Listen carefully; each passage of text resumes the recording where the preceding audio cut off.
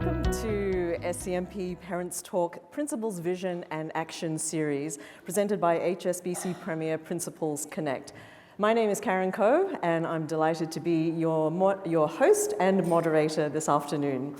We're really grateful for all of you coming here today, really showing your commitment to understanding the world where your children are growing up and learning. So thank you for taking the time to be with us, especially on a work day.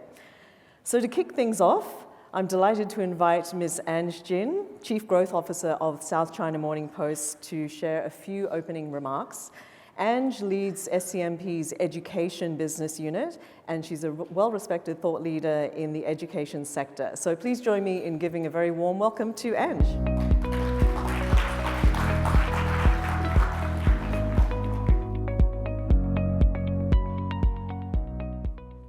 Good afternoon, everyone.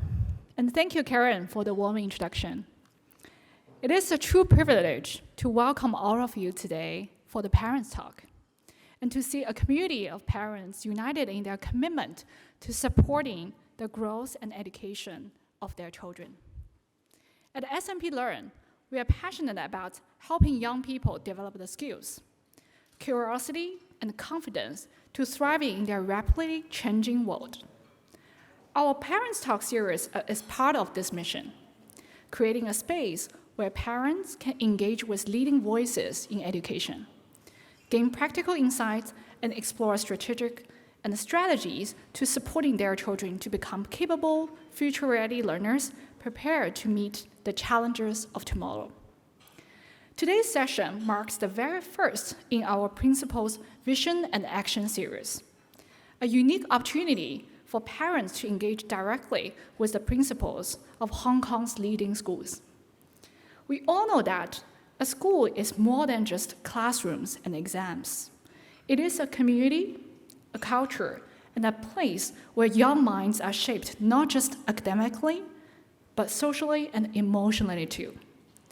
And at the heart of that is the principal, the leader whose vision shapes classrooms learning, student growth, peer relationships, and the way young people learn to navigate the world around them. Today, we are here to give you a rare glimpse into that vision. You will hear directly from the principals of保良局蔡繼有School and the ISF Academy and discover how they think about education, the values that guide their schools, and how they bring those ideas to life every single day. Thank you very much to Ms. Sarchet-Waller and Dr. Kraemer for taking the time to share their perspective and meet with our parents community. Before we dive into the conversation, I want to take a moment to extend my sincere appreciation to our presenting sponsor, HSBC Premier, for their generous support in bringing the series to life, and for being our long-term value partner in various aspects to support the education ecosystem. Lastly, as a mom of two, I can't wait to take notes on all the insights and inspirations to be shared by our distinguished guest speakers. Thank you again to all of you for being here today, and I hope you enjoyed today's event. Thank you.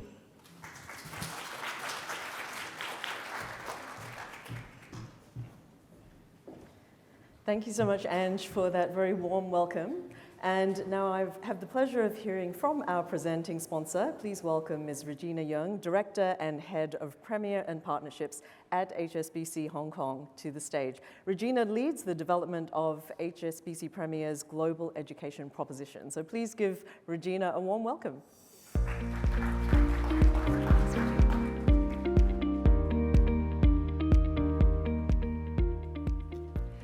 Thank you, Anne and Karen. Hi, everyone. On behalf of HSBC Premier, I sincerely welcome you all to today's event. And first of all, I would like to thank you for taking time out of your busy schedule in the weekday to join us meeting the esteemed principals from remarkable schools. Your presence here today shows your commitment to our next generation's success. At HSBC Premier, we understand that our clients have different needs in various aspects, such as wealth management, healthcare support and protection, and children's education is definitely one of the most important ones. In fact, today also marks a very special occasion for HSBC Premier, as we just released our HSBC Premier Global Education Survey 2025 in the same place this morning. Our recent study shows that nearly 7 out of 10 parents consider Hong Kong as a global education hub, with 2/3 consider it as a final destination, and the remaining 1/3 viewed it as a valuable resources hub for global education support. This strong appeal is driven by Hong Kong's internationally recognized education system and best-in-class school led by visionary principals. With leadership driving educational excellence and innovation, Hong Kong has become a top choice for families planning their children's global education journey. As HSBC Premier has always been committed to supporting parents in planning their children's education at different stages, we believe that a strong partnership with the schools to connect the parents is essential to supporting the children to succeed.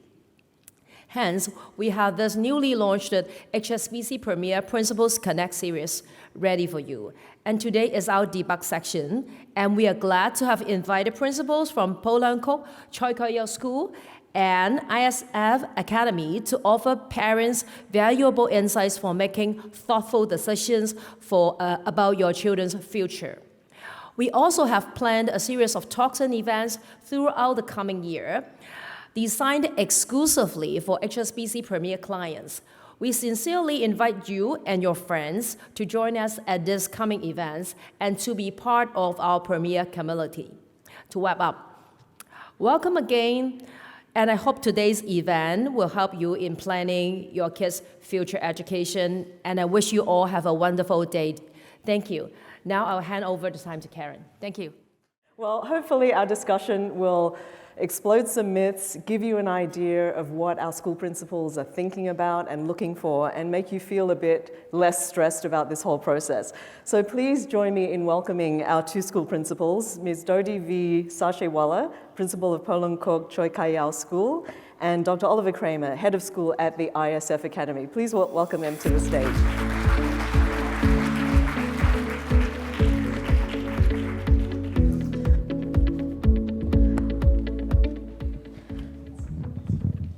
So, Dodie and Dr. Kramer, we just had a little survey of our families here. So we have families with very young children and then slightly older children. Everyone thinks this whole process of going to school is stressful.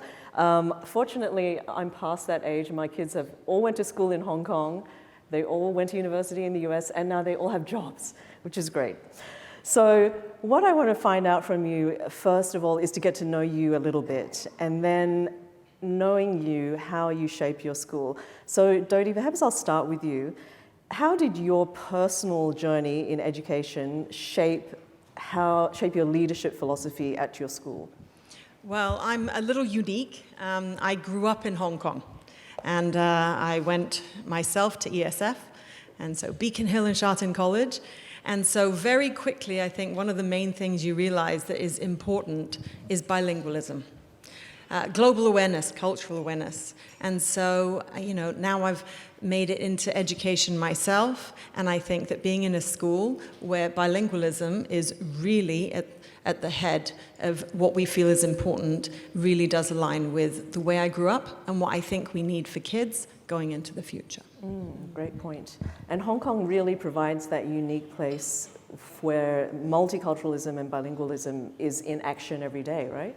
It's a melting pot. I think, just our conversation earlier, discussing which languages we're using at home, which languages kids are using naturally, and it doesn't really match the way we look. I may have a white face, but I communicate a lot in Cantonese. And you were mentioning you're ethnically Chinese, but it's English. So I think we're in a new world today. I think we can't be making assumptions on things like global awareness and cultural matters. And I think it's important for kids to be able to make that switch as they're coming up from little and when they grow up, so that when they actually do enter the workforce, they're going to be full of the skills needed to actually be very, very successful. Dr. Kramer, let me ask you the same question. Tell us first a bit about your personal journey and how that shaped your leadership style at ISF Academy. And I know you're relatively new to ISF Academy. Well, yeah, thank you. So my journey was definitely not straightforward. I'm German, actually, and those of you who are non-native speakers of English might not realize I have a German accent, but I do. And so I grew up in a German state school, then went to quite a conservative classical school in Germany where we had Latin. English was my fourth language, I believe, or fifth.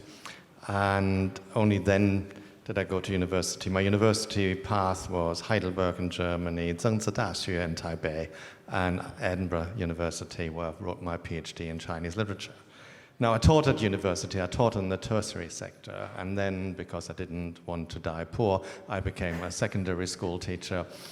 And I was very, very privileged that my first job as a teacher was at probably the best school in the world, Eton College. So I stayed there for 11 years. And then where do you go from Eton when you play for Real Madrid? You don't want to play for Huddersfield United.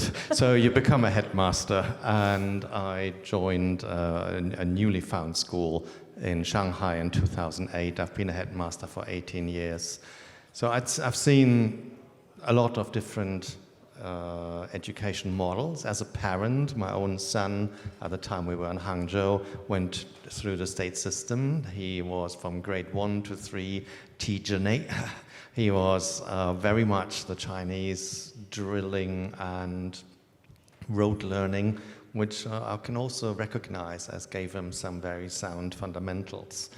My children are now always been following me for the last 10 years or so, and they now experience different kind of international schools. Hong Kong, I'm absolutely fascinated by Hong Kong. Hong Kong education for me was always a romantic ideal. Within Asia, I don't think there are any other places that have such an emphasis on high quality education, not just at the expensive end, but at all stages of education. It is taken extremely seriously, but not quite fanatically like in some other Asian countries. So yes, I'm very, very happy that I've landed in Hong Kong and am privileged to lead a school in Hong Kong.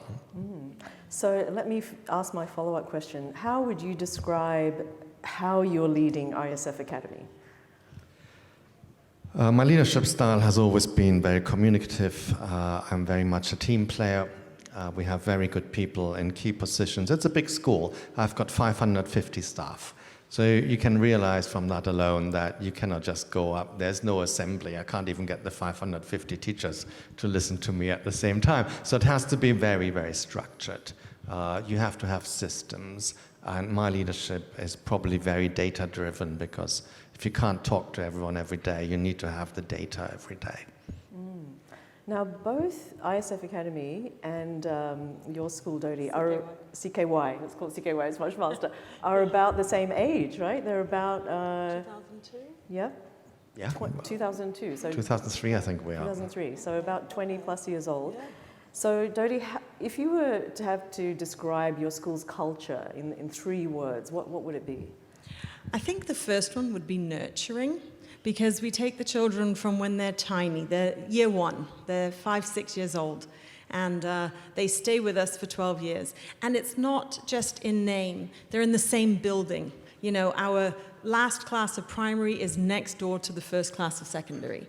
The secondary kids come back down and they visit their primary teachers, and you know, the primary teachers are at their graduation. And so I think the first word I would really use would be nurturing. We see them and you just love them because you've seen them since they were little until now they're grown up. And unfortunately, I've been there so long, I've had some of my children that I taught in year 1 come back as teachers. So that is, definitely nurturing. That's a great endorsement of the school. They're coming back to teach. We have quite a few kids actually who've come back to teach. And when CKY opened, we were very small, just a few classes. And I actually remember the very first prospective parents seminar.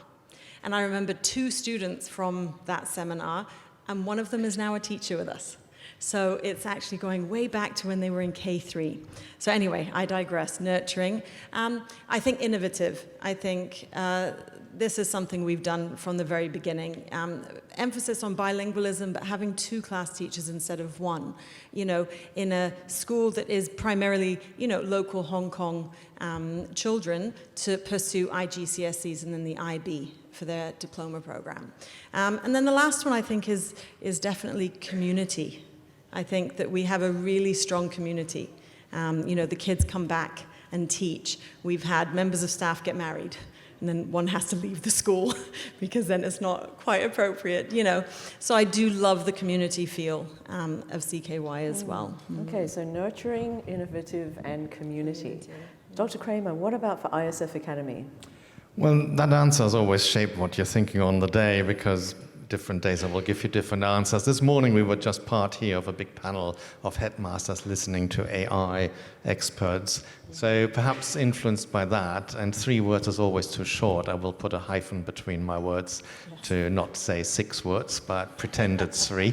So we are future-oriented, we are risk-embracing, and we are well-resourced. So with that I mean we're not afraid of making experiments. We really want to be at the forefront of educational pedagogy, of educational technology, and we also have the means to support our ambition. Now, Dr. Kramer, you just mentioned this morning you're in this half-day session, which was really focused on AI and education. That really was it. So, as technology in particular has changed and is still changing so fast, do you find that you have to adjust either, what your goals are, or how do you respond to these kinds of changes? Well, one fundamental goal will never change, and that's preparing our children for the future. And whether that's AI or not AI, AI is the future, hence I have to prepare our children for that. So AI is obviously featuring large. As you saw this morning as well, the educational sector is, I think, lagging behind other industries. So we already have now implemented certain AI initiatives in terms of sustainability. Our buildings talk to each other. We know where energy is used and where energy is overused, underused. That is a very, very low-hanging fruit which we take from industry. Our accounting, our finance, our HR is using AI because I guess most of the parents here, they will do so in their own professional life. Education is really not yet there, and we saw that the universities this morning were unable to formulate what their desires are of students coming through the secondary to universities. They don't have any strategies for how they impart AI teaching, with very few exceptions. So that leaves us in an awkward spot. We have the responsibility, but we don't know where to, because universities are unable to give that feedback to us. So what we're trying to do at the moment is, on the one hand, support teaching and learning, and that we do by sponsoring our teachers to run pilot projects, feeding back. We have over 50 pilot projects at the moment. We handed out thousands of questionnaires to the community, to students, to parents. The feedback, quite interesting, is I talked that earlier to some colleagues. What year groups do you think are using AI most? It peaks at grade 5 and grade 6, and then it plateaus. So these are the most curious 2 year groups. And that, of course, has to inform a school's response. You can't wait till grade 8 to introduce AI when every single grade 5 student thinks they can sneakily ask ChatGPT to do their homework for them.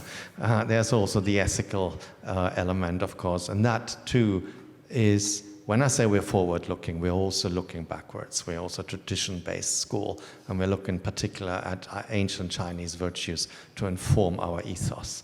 And that is also part of our AI strategy. And the final one is I want AI to have a wow factor for our kids. So they go, and we had a pilot project in the United States last summer for 5 weeks to Universities of Columbia and Stanford, where they shadow doctors how they use AI in medicine. 5-week program. And they go to hospitals. We had volunteer patients. They could actually follow, be in the room when surgery happened. In the last 2 weeks at Stanford, they were with PhD students writing up what they saw and how they see AI in medicine develops. We're now launching AI in entrepreneurship as well, similar courses. So that's what I think, AI as a wow factor that really attracts our students and allows our students to express themselves. Very interesting. So, Dodie, how about you? How are you responding as a leader to all these rapid changes? I think for us, similar, we want to get the kids involved as much as possible. We want to get it into schools very quickly. And yet I think it is happening a little bit more slowly than we would all really want. But starting on the ground, we implemented STEM. We've created maker spaces. I'm primarily the primary principal, and so that was something that was very important to us. Interestingly, we originally had it with our English teachers, delivering most of that. And then we realized, actually, it's something that would work in both, the Chinese and the English. There's a need for both. And so then we've now pulled it across all of our primary, so then it is now in the Chinese and the English curriculums as well. And we are now hoping to move forward with a lot more. Now, ChatGPT seems to be the one thing that everybody is now obsessed with. And so, moving forward now, teaching children, how do we use AI responsibly? How about misinformation? How about AI's, ability to give us what we need versus what we think we need? And now we're regurgitating things that are actually not accurate at all. So teaching children those skills, I think, is very important. And we're getting there, slowly but surely. I think the fundamentals of being curious but being critical are always going to be there, always really important in anything you teach. Now, if we move from your vision to what that looks like in the classroom, can you explain to us how your vision for the schools and the leadership that you show filters down to the way teachers actually teach and how students learn? Maybe Dr. Kramer, we'll start with you. That is a process that is quite difficult sometimes, how to translate good intention into actual outcomes. So we do have, and I would say the vision embraces a certain type of learning style we have, which is, again, adapted nowadays. We do go away from just learning facts, repeating facts, coming up with tests that only evaluate your memory, really. And we're now going far more towards skills teaching, inquiry teaching. We want curious children, but we want also children who can critically evaluate data that's been generated for them or that they have self-generated. And that is not as easy as it sounds. So we have a lot of professional learning involved. Some of the professional learning, I have to say, is very abstract, doesn't often touch everyone, but then we have workshops where actually experts guide our teachers, and these are incredibly well received. So you can implement a vision over several steps where you sort of give a motivational speech, then you give a technical speech, and then you go into the workshops. So it's a layered approach, and once you have the buy-in from your teachers, which is so important, if you don't have that, if you don't believe in a particular philosophy, then you don't need to start at all. So once you have that, then you can see that translated in the classroom. And I've seen kids making tremendous progress because there's a very adaptive teaching. So that's how the vision filters through. I mean, for me, I feel that we really are moving from, when we were young, it was all memorization. It was facts, facts, facts. And we're now taking a shift to facts are not that important anymore. You can look it up on your phone. You can go on the computer and find it very quickly. It's not just the memorization, it's how we apply those, the skills. And even going further, creativity, innovation even, have always been almost looked down on, especially when we were young. You know, you don't need those. We just need to memorize this and be able to do this. But now things are changing significantly. And I think, you know, creativity, innovation, problem solving, risk taking are now becoming a lot more center stage. And I think those are the skills that we really need going into the future. And so memorization doesn't really matter that much, you know? It's how we use that knowledge to further society. Mm. Having said that, because there's a lot of traditional Chinese teaching also part of what we do, particularly in the primary, and I do like that element, and I'm not telling them to change. There is a point in math where you do, those of you from the mainland, they will probably have encountered the one question, one day, ET, that really, really fosters numeracy. If you have a Chinese poem thrown at the wall and you read those 16 characters, this kind of rote learning also has a place. I'm not saying everything has to be. A good mixture, different teaching styles. One catchword you may or not have heard is universal design learning. All these learning systems that aim to cater for different kinds of learners to enable everyone. No, absolutely agree. And with us at CKY, a lot of what we do is based on the British national curriculum. But maths is not. Maths is definitely based on the Hong Kong national curriculum because honestly, there are some things that just need to be learnt. There are some things you just can't get away from. Being creative in maths is important, but I think you need to have the skills before you move on to use those skills in a creative way, absolutely, 100%. So you're really trying to find a balance between the very traditional Asian exam-based, regurgitate what you memorized system and also be creative, think critically, ask good questions. Yes, in fact, CKY is strange as well because while we do follow mostly international curriculum, we're not an international school. And so then every term, we still do have a formal assessment week where the children are able to show what they learn. And so it's sort of a little strange. We are following in most things an international curriculum, but we still have assessment week. However, we don't give the grades from the assessments to parents.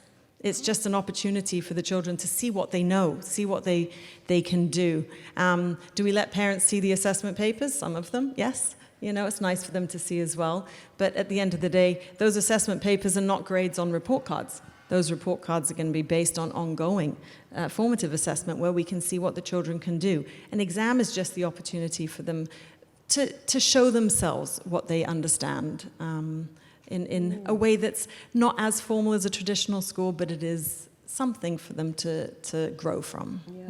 So also less stressful for the parents. Yes. Not have to see that. Far more stress-free than with a normal assessment. I have somewhat the opposite experience. Some parents are very stressful when they don't know exactly where their child is standing. So some parental feedback needs to be included. Yes, we need to educate parents as well when they come in to don't worry, it's okay, it's fine. The assessments are not important. You're going to be okay. It's not on the report cards. You can see what your children are doing every day. Stay in close contact with the teachers. And it's okay, don't worry. Yes, because there's so many tiger parents around who want to know everything, right? Yes, that's true. How do you actually get feedback from your teachers and also students about what, is this working? What we're trying now, whether it's a new course or some new design thinking courses, is that working for us or I'm not getting it or this is confusing? How do you get that feedback? I always say that the four main constituencies for a head teacher are the parents, the students, the staff, and the board. you can't keep all 4 of them happy at the same time, but you have to listen to all 4. I have a very supportive board who's got 20 years experience, and they've learned to make a distinction between governing and managing. And so I've got a lot of room to play, but the parents' voice is very strong in my school. I've got coffee mornings every 6 weeks. We have a very good parental PTA whose feedback is invaluable on all aspects. We have a lot of student bodies. We have a group that's called the Ling Show, the leadership group. I invite them to lunch. We have lunch together. So I get feedbacks from a lot of different parts of the school, and that definitely informs how we march forward to the future. Dr. Kraemer, can I ask you, in your meetings with parents, what are they asking you? Is it very granular, or is it bigger picture? The one thing I tell parents, and that's something to keep in mind when you go to your school, if your question starts with the 2 words, my son or my daughter, then please look for me after the talk and talk to me personally. We only want questions that are interesting to everyone in the room. So that's the first step. And then, we do it the same way, where you can scan, you can put questions forwards. Last time I had post-it notes. My last coffee morning, there were about 150 parents. 86 left a post-it note, and they wrote down what they want to have changed. Or what, some of them also wrote compliments, which is very nice. You're doing a good job, thank you. That's on my wall. And so there are all sorts of channels you can create. Dodie, what about you? We don't have coffee mornings with 150 parents, but we do have a very, very strong PTA. We have a very strong parent body that comes in to school. We have from library workers who help us wrap books. It seems to be a full-time job, and I think sometimes they run the school from their library. But through to, our cafe on the hill, which is run by parents, and a lot of different opportunities for parents to come and be involved. And our parents are fantastic, I have to say. That is one thing about CKY that I am so grateful for, is we have such loyal, very supportive parents. If they do have opportunities maybe to question things or to ask, they're usually quite open about it. We do send out sort of feedback forms to parents, and we allow them to comment on anything. Usually before parent-teacher observations, and also the parents' evenings. And so we do let the parents come in, and several times a year they can just join the class for a morning so they can actually see what's going on inside. And I think sometimes that is the key, because as soon as they come in and they can see what's going on, it takes the mystery away, and it takes away a lot of the questions as well, because they know what's going on. But before parents' evenings as well, they can write in. We've got lots of feedback forms for them. Now, in terms of the teachers, it's slightly different. Yes, we do also have feedback forms as well, but we have opportunities for them to meet on the timetable. So within the actual day, we have opportunities, for example, all of the Year 4 English teachers. They have one lesson that is preserved just for them. And that's for them to give feedback, to discuss things, to share, to argue, to bring up concerns. And so then that is filtered back up through the coordinators and the heads of the department to us as well. And our teachers tend to be quite vocal. If there is an issue, they tell us. But they're very good. They're very respectful and polite, and they really do work together as a team. And I'm just really thankful for the staff that we have. We don't have 500 of them, though. We're closer to 200. May I add to that? That's because I'm new to Hong Kong. So I found it incredibly refreshing to see how positive the impact is of parents. When I was in mainland China, I always thought I'm the coach of the national football team. There are 50,000 people in the stands screaming at me, everyone convinced that they can do the job better than me. And here in Hong Kong, there's genuine appreciation, there's genuine help. And compared to the UK, a boarding school, parents there, I had 3 boys in my courtyard on the 21st of December ambling around, and I called mum. I said, I'm not going to pick them up, and the answer was, oh, is it Christmas already? So there's zero involvement. You're just sending your kids away, and you hope the school does a good job. And so that's a very, very cultural experience as well, and that's one thing where if you're from Hong Kong, you can pat yourself on the shoulder. Yeah, I think Hong Kong parents do like to know what's going on, and they do want to be involved. What would you say is the best way for parents to support whatever the school's philosophy is? If the school says, this is our approach, whether it's with assessment or whether it's with how we teach, how can parents help at home? Okay, so for me, I think being positive in front of your children is so important, because while you may have concerns or there may be issues, don't let that be heard by your kids, because they've got to come into school every day. And if they do have that negative chatter, then it does affect their positive experience in school. But I think that, with parents, you definitely are instrumental in your child's education. You're instrumental in making sure that we are successful. So sometimes I think also with a new initiative, give it a minute. Sometimes with something new, you're not quite sure where it is going, you're not quite sure if you agree with it. Give it a second. Let us just try it for a while, and then you can see if it's working, and if it isn't, then give us feedback. But before we've even started, try not to shoot us down, because we really are doing what is in the best interest of your children, and usually in line with new initiatives worldwide. Dr. Kramer, I just want to go back to what you said earlier about when the first 2 words of your question are my son or my daughter, because sometimes, a child may have an issue with a teacher that they come home and say, this teacher doesn't like me. It's just kind of blanket statement, and maybe they'll give you examples or something like that, or there's someone else in their small group who's not doing work. And we all know that happens. You put people in a small group, there's always one person who doesn't do anything. And they come and tell the parent, what's your advice? What should a parent do? Should they say, go back and talk to your teacher, which of course the child is not going to do, or should they go to the teacher, or should they go above the teacher? It's always a dilemma on what to do, if anything. It's a very good observation that there's always one child who thinks that they're singled out by a teacher. In my professional experience, teachers never ever single out a child. It is very, very rare, but the perception is very, very common, and that even extends to your sports teams, perhaps even more so. Why am I not selected? I'm clearly the best footballer in the school. The self-judgment of children can be slightly off-kilter.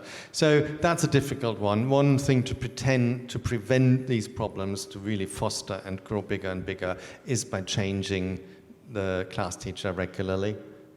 So back then in the UK, we changed it every term. You had a new teacher in your subject. Every term? Every term, wow. yes. And did that work well? By design, I suppose so. It really just completely eliminated any questions of bias. It also, this is the best teacher, why don't I have him? Well, wait 6 months, then you have him or her. So it is a cycle. And education-wise to parents, you have to say, we're a school my school has 2,700 children. We are a collective. Sometimes the individual cannot be 100% accommodated. It happens. But that's also a lesson itself, that as a part of a group, as part of such a large group, you sometimes have to make some compromises. The world is not perfect. And again, it's only a temporary setback. This will come back. And we really proactively try to talk to teachers and parents and make sure the atmosphere is correct and no biases exist. Okay. Dodie, any thoughts on that? One of the reasons I'm thinking about this is even as adults, I'm sure we can all think back to our school days and go, that music teacher really hated me, right? Because you carry it for your whole life if that's your perception. And I have to agree, I rarely actually see a teacher who does have a bias against a child. Rarely. It's often the perception of the child. And so I would agree. I think it's the opportunity to just take a minute, look at the big picture, think, what am I doing to have this perception? And with little kids, it's different, I'm in primary. They're very little. So with me, I will often talk to the teacher, and the teacher only has to do a couple of little things to change the child's mind, because they're little, right? So even if the teacher doesn't have that, it's good to tell the teacher, because then they can make a few minor adjustments just to make sure that the children are happy in school. But they do have to reflect. And I think parents, you're instrumental in that, in letting your children talk it through. Why do you think that? Well, are you sure that's, accurate? What can we do to fix that? And I think, as long as there's open communication, then it is usually quickly resolvable. Now, I want to start looking ahead. Dr. Kraemer, you said, your goal is to prepare children for the future.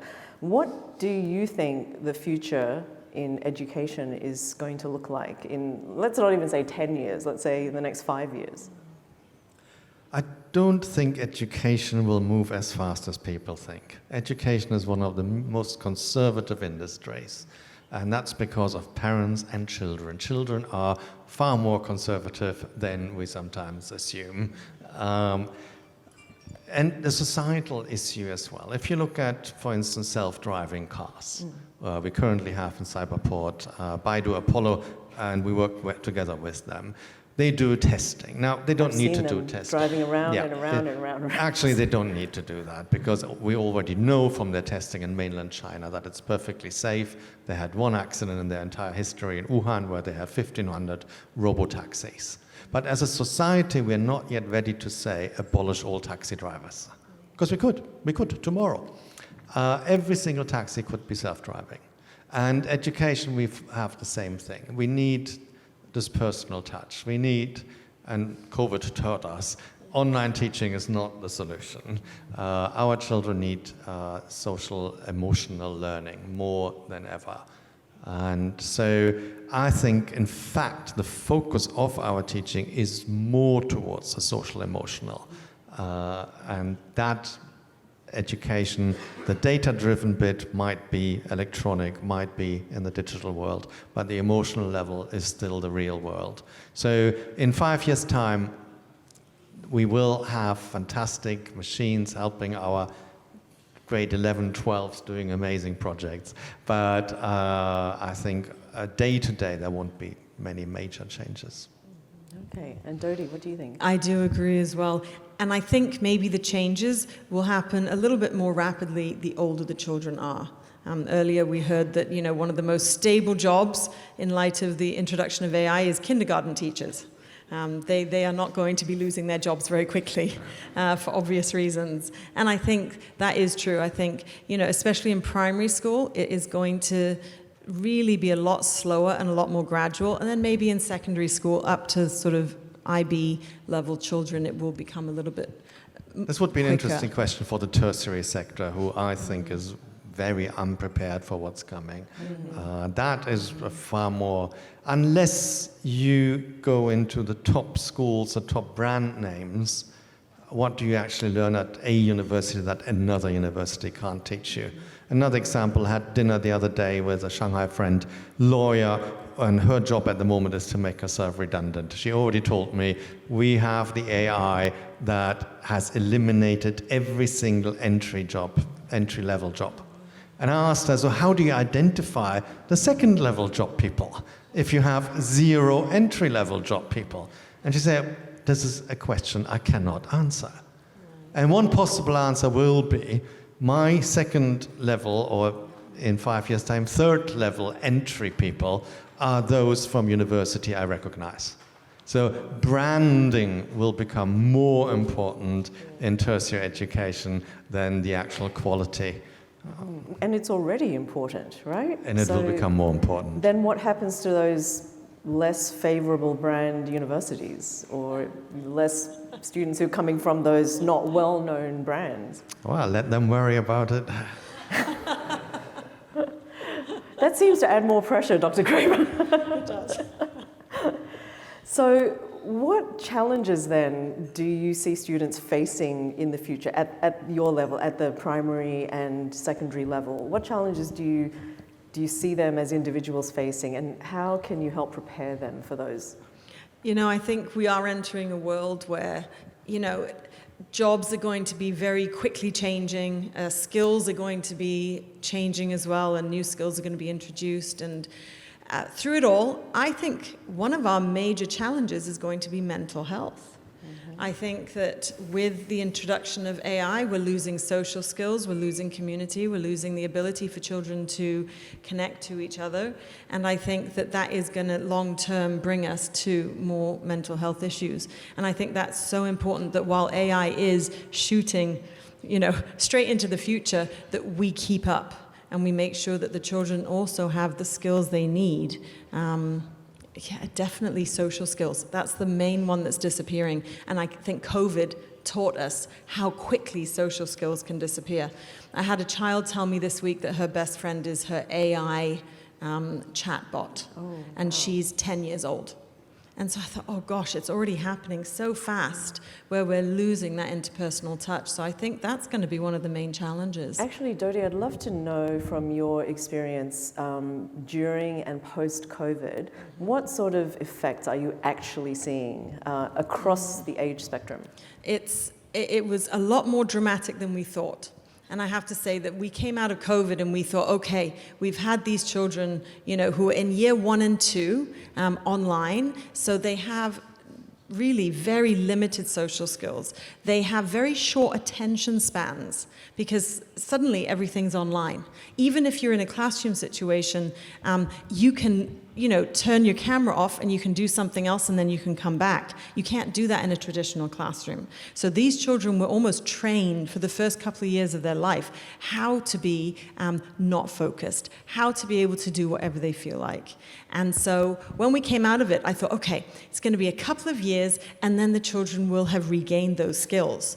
And we are now a lot of years later, and I'm finding the children have not regained those skills. We were mentioning, you know, that wearing masks, they really were not able to understand body language, facial expressions. Even now, we've still got some children and teachers who wear masks.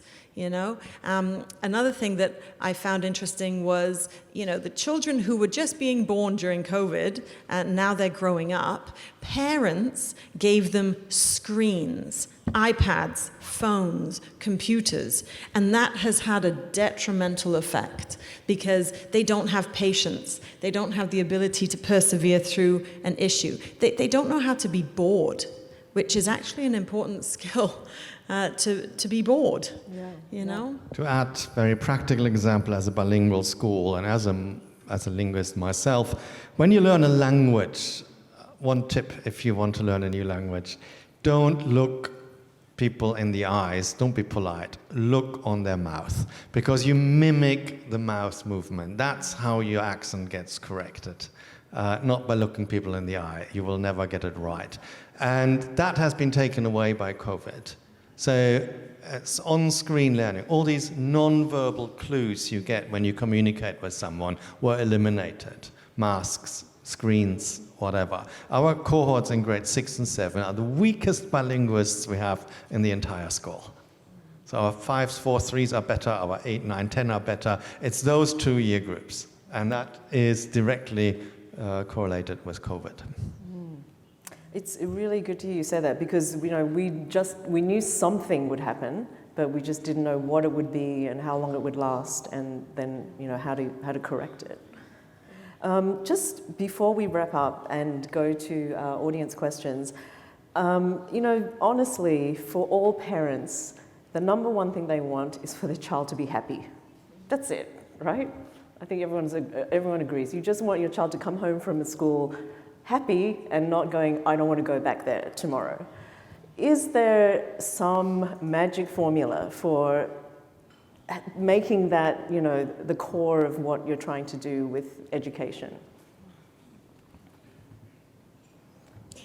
First of all, sadly, if you're in a school with 2,700 children, 5,400 parents, there's a good number of them who do not need or even want their child to be happy. That is sadly a fact. They want their child to achieve, to be competitive. If they're unhappy, so what? It hardens them for the challenges of the future. So you definitely have that, yes. I do have parents who tell me that, why did we abolish bullying? Why is that now a bad thing? It's the best thing for children to learn where they are in the social pecking order and to improve accordingly. So we're still battling quite a lot of fairly old-fashioned attitudes. So happiness is not as easy. And I've got parents who say, if my child is happy, that means it doesn't learn hard enough. That is a very, very common view. So you have to balance that. As a school, it's a very delicate balancing act to make sure that kids are both achieving. And one thing which I give every single teacher on their way is that in every single lesson, it's your task to have every single child experience a little moment of success. We are battling the mobile phone games because they reward you every minute or every 5 minutes. And our kids are used to these reward moments. And we have to recreate that in the classroom by allowing every child, every hour, to feel a tiny little bit of success. It doesn't need to be major. And that way, you both engage them, make them academically successful, and you get sort of this happy feeling. Yes, I'm surprised. I don't think I've ever had a parent tell me that bullying needs to be reinstated, thankfully. But yes, I think children need to be in a safe environment at school where they want to learn, and then they will enjoy learning and they will have fun. I think if we're able to set them up for success, to allow them to experience what it is to achieve something and accomplish something, then they want more of it. And I think sometimes our kids are already at a disadvantage because of things like these video games. You know, apparently video games when we were young were actually good for us in terms of perseverance and critical thinking, because the video game was not structured in such a way that it told you where to go and how to do it. And it didn't tell you, oh, you're going to win 10 things every second. It actually did take more perseverance. Even though it was a video game, it was on the computer, it was more perseverance. And so we were not getting these constant hits of dopamine that the children are today. And so, in a way, it's almost more difficult for them to enjoy things in school. But I think that giving them that satisfaction of being able to accomplish things, I like that, you know, a tiny moment every lesson of success. I think then they're going to enjoy learning. They're going to want to come back to school. And for us, that is quite important. We do want the children to want to come to school every day, to enjoy it, and to not just learn because you have to, but because it is something that they want to do as well. Yeah. All right. Do we have any questions on our Slido? There's a slide here. Yes, okay. Question, there they come. I have 2 children in schools in Guangzhou. What are the advantages of Hong Kong's education system? If we want them to study in Hong Kong, what are the ways to achieve this? That's one question we face out every day because we are vastly oversubscribed school, and because we're bilingual, because we teach Putonghua, we attract a lot of clientele from mainland China. And the first part of the question, what are the advantages of a Hong Kong education, is a more multifaceted approach to teaching and learning, and particular to examining, and an easier way of adapting to the needs of an international market. So the disadvantages are, you would be surprised how good pedagogy is in mainland China. It's possibly the best in the world at the moment. So we are only just catching up with what's happening.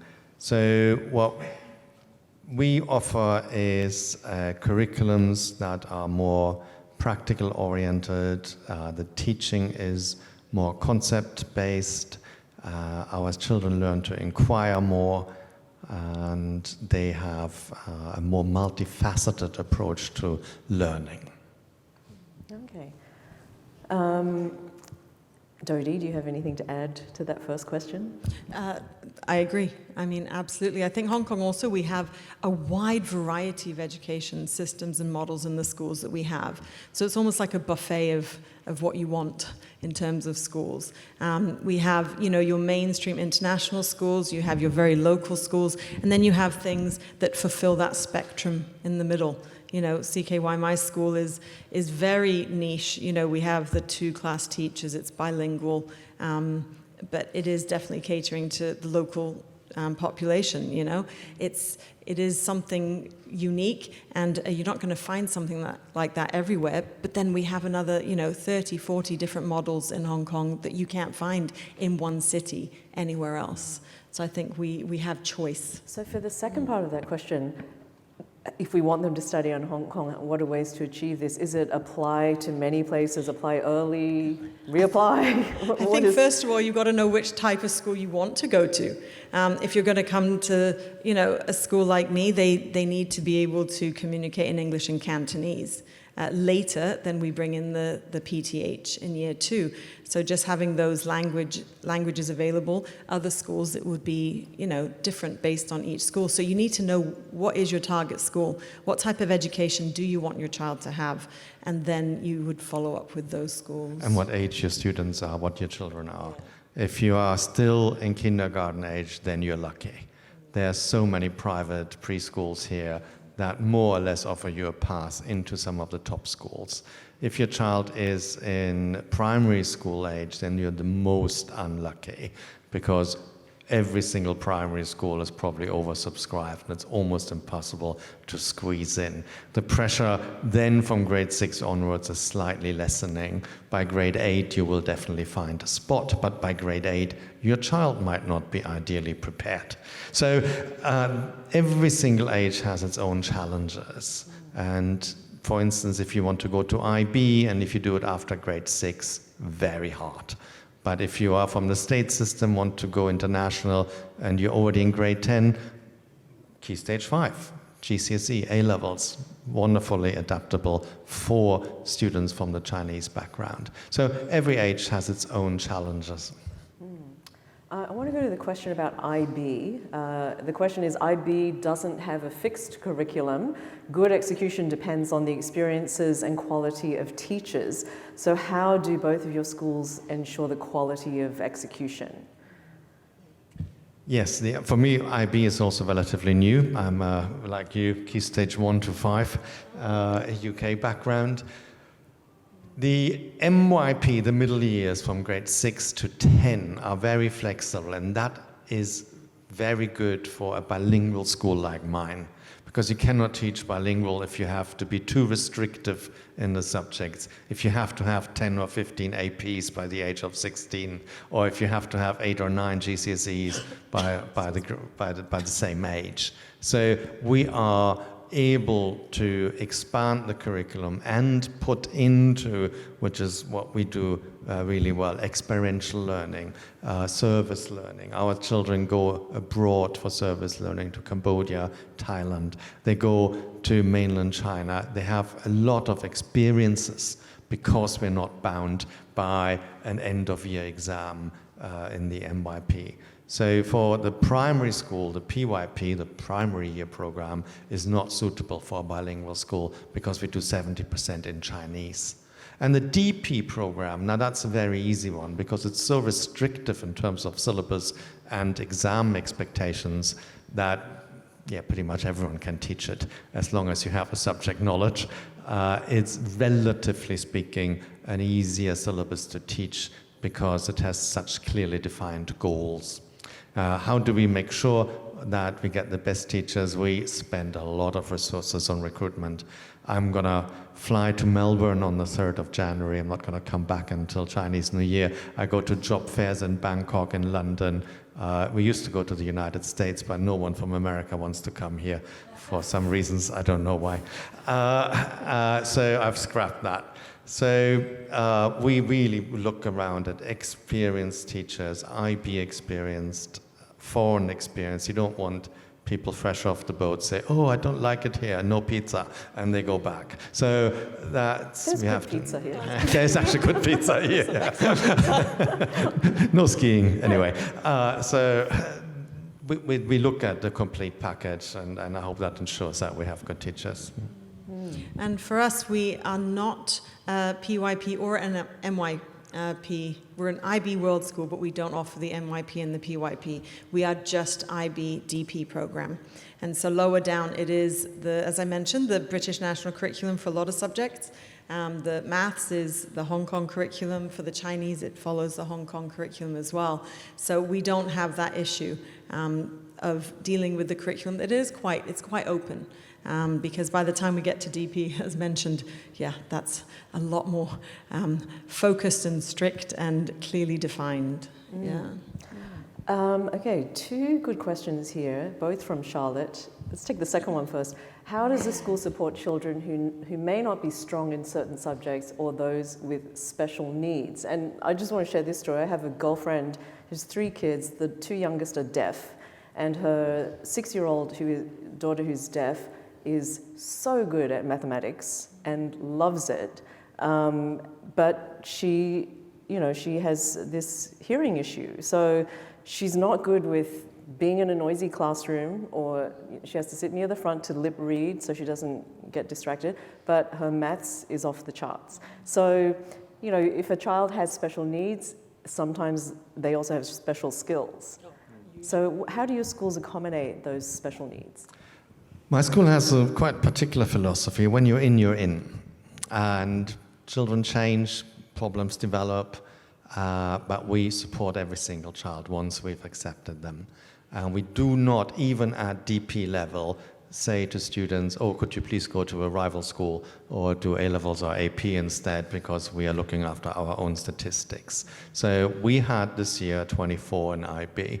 That's the lowest possible score, and that's okay. Our average is still sky high, but we're not refusing anyone. Just we cared for you for 12 years, 13 years, 15 years. We will continue to care for you. Our well-being SEN team is 30 teachers strong. So they're not afraid to have different people coming into their classrooms all the time, because they're going into somebody else's classroom, they're coming into mine, and it's good for professional development too, because you see how another teacher is delivering that material, and you can steal those ideas. It creates a lot more discussion, a lot more collaborative planning as well with the teachers, because it's an open door policy. They're in and out of each other's classrooms all the time with the motivation to support the weaker learners. Our screen here has disappeared, but my memory is not so terrible. I can remember some of the questions. So one of the questions was the distinction between subject teachers and teachers just teaching everything. And I don't know whether in your schools, what the system is, and is it different for different grades? Of course, it's mostly in the primary school that you have classroom teachers, homeroom teachers, who then go through every lesson with you. We do specialize quite a bit. For starters, we are bilingual. So you have a Chinese and an English-speaking Banjuan, a homeroom teacher. Secondly, we do, at a certain stage, roughly grade 3, we then do guided reading, discovery learning. Maths is done by specialists, which all our classically trained primary teachers are very grateful for. And PE is done by specialists. So there's an increasing level of specialization, even in primary these days. And I think we're all the same, probably. Yes, with us we have English and Chinese class teachers. The English class teacher is responsible for teaching the English, science, maths, STEM, IT, spelling, handwriting. And then the Chinese teachers are responsible for teaching the Chinese. They also teach STEM and the PTH and the moral education. And so there is a split, but as you notice, the load on the English teachers is higher than on the Chinese teachers. So then our Chinese class teachers will also offer specialist subjects. And for CKY, our specialist subjects are art, music, and PE. And so in addition to class teachers, we do then have PE teachers who are just PE teachers, art teachers who are just art, and music who are just music as well, to just make sure we have enough members of staff to cover it. But also I think with specialist subjects, you do need specialists who are able to lead the teams. Yes. I'm very glad to hear you say someone teaches handwriting.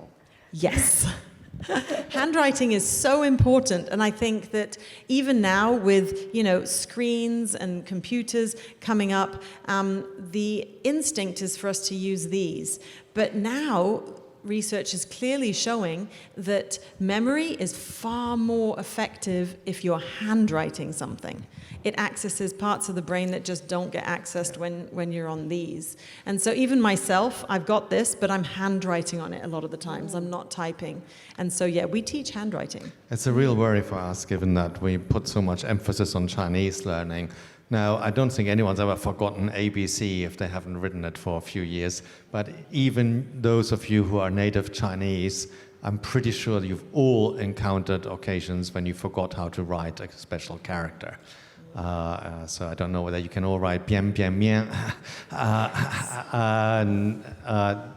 So that is, with exams now being digital, a real worry for us, because the necessity of Chinese handwriting is disappearing.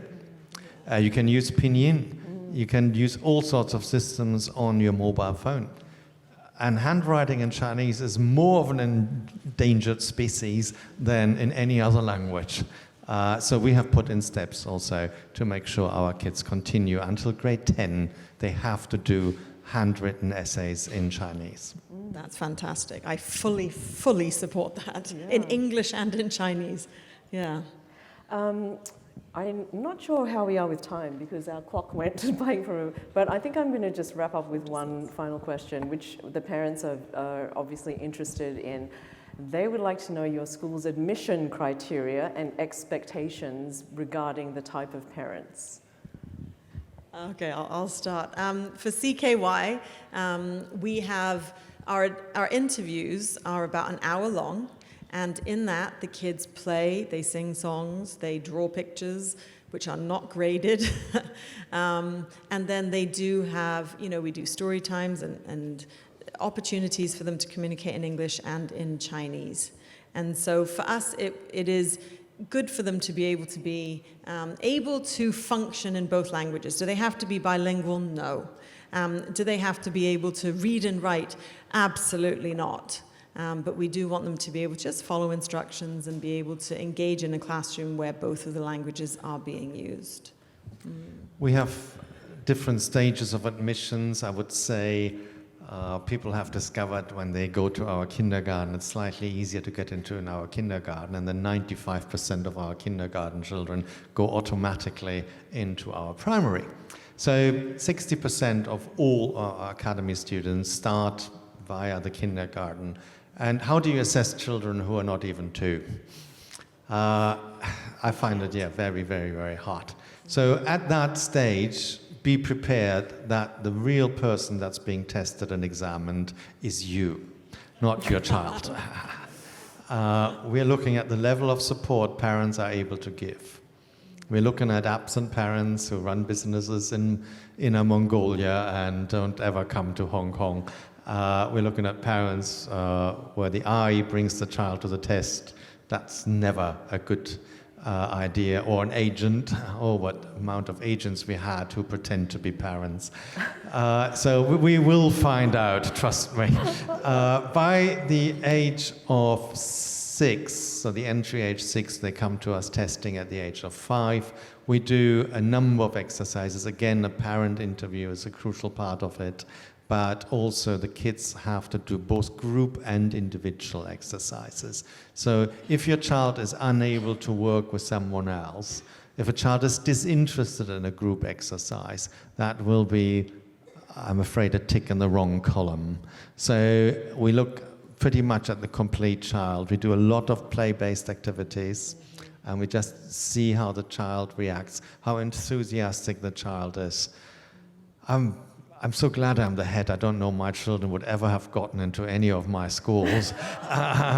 So yeah, it's a challenge. It's not just a challenge for the kids. I think it's the most stressful time for parents as well. And so I think just approach it with a positive outlook. And if your child doesn't get into a school, it's not because they are not good enough. It's because that they have thousands of applications and they can't choose every single child.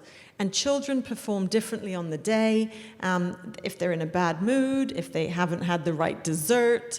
There's 100 different reasons why. So if a child is not sadly accepted, it is not anything that you should punish them for or scold them for. It's just life. And also as a parent, be yourself. Yes. Don't pretend you're interested in my curriculum if you actually aren't. Yes. We do experiential learning. Kids go camping once a year on their own with their cohort.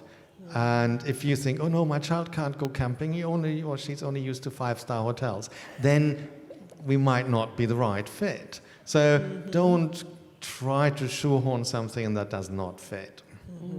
Exactly. That's great advice. Yeah. Be honest with yourself and don't send your clones, your agents. Yes. We have had a child one time who showed up, and when they asked the child's name, they gave a different name, and then they were like, oh no, and gave a new name. So there must be people out there who are doing that. You must have so many amazing stories. A couple, just a couple, yes. Okay, well, we do have to wrap up our Q&A now. Thank you, everybody who's sending questions. There are some really, really great questions, and I wish we had time to get through all of them, but our principals will be here for a little while longer if you do want to ask them additional questions.